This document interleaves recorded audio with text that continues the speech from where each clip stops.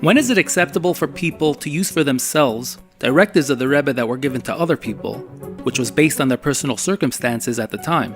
I just had an experience with two people.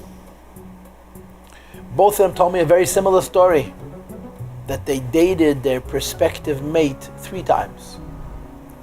And one of them was told by the Rebbe, and they were ready to get engaged. So one of them tells the Rebbe, the Rebbe says to, how do you make a decision for life based on 3 meetings?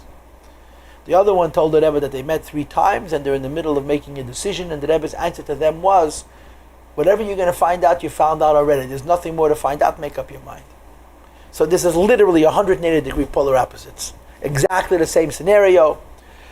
The Rebbe gives advice. And the Rebbe's advice is logical and commonsensical, but there's also Ruach HaKodesh. And as a consequence, often the Rebbe is speaking to an individual person. But there's a couple of factors. The most basic factor is the Rebbe wanted the Igros printed. And the Rebbe didn't only want the Igros printed. If you hear from Rabbi Simpson's Olzang Gesund how much the Rebbe pushed that they should be rushed, that they should come out as quickly as possible, it's very clear that the Rebbe was very determined to get his letters out as quickly as possible, with the understanding that the advice that was available to people in these letters had enormous value and importance to everybody who would read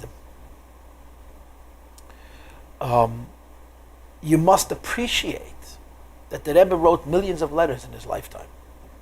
And the letters that they're publishing are a small fraction, that are edited, that are censored by the Rebbe himself, and then by Rabbi Simpson, and there's a censor and another censor. So the letters that are personal and controversial don't make that way into the Igros Kodesh, and the letters that do make way into the Igros Kodesh are less personal. And anybody who reads the Rebbe's letters comes away with the impression that the Rebbe's advice is just common sense. Everything the Rebbe says is just simple logic.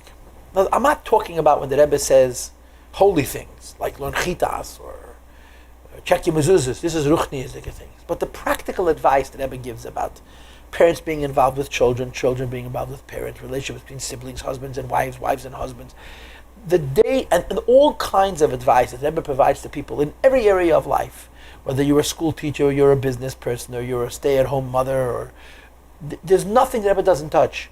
The advice that Rebbe gives is the advice that we should all give. When you hear the Rebbe explain a situation, it just makes a lot of sense. It resonates with people because it's so simple. It's so down to earth. It's so practical. The Rebbe always sees through all of the nonsense and just says what's important. And usually the most important things are the simplest things. So to a very, very high degree, to a great percentage, the information and the advice provided in the Igros is absolutely universal.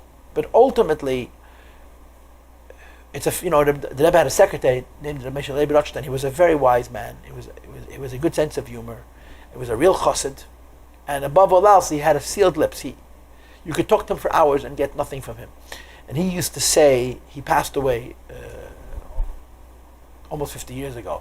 Rebbe Shalebi used to say that he works with the Rebbe so much. He went to the Rebbe every single day of the week, 6 days a week for dictation. And he would prepare the Rebbe's letters, and the Rebbe would then edit and sign them, Hebrew and Yiddish.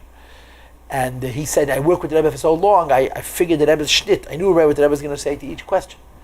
And as soon as I felt like I can do it myself, he changed the approach. Whole new program. Different rules. So, if you read Igros and you want to apply them to your life, I would say, as a rule, the wisdom of the Rebbe's Igros, Pashat, makes you wise. Just reading them makes you normal. Instead of hysterical, instead of emotional, instead of stuck, he redeems you, because what he says makes so much sense. And in addition, frequently, to a very great extent, what the Rebbe is saying has universal value. And certainly, b'chalal in life, whenever you're talking about real issues, in addition to reading a letter or getting an answer from the Rebbe, you would speak to a mashpia. You would have done this 50 years ago also. That after the Rebbe gave you advice, you would sit with somebody and say, so what does the Rebbe mean? And you should certainly do that now. And I think that's how the Igros Kodesh should be approached. I think that's why the Rebbe published the Igros Kodesh. And like I said before, the first thing that happens to any person who regularly reads the Rebbe's letters is it doesn't make you smart. It makes you not stupid. And I'll tell you what the difference is. Smart means you get a greater measure of intelligence. Not stupid means you become unstuck. The things that don't allow us to use our own minds, to help ourselves, which are very frequently nonsense, he just takes away. And then it's, this is just the way it is. It just makes so much sense. This is a truth in all the Rebbe's letters.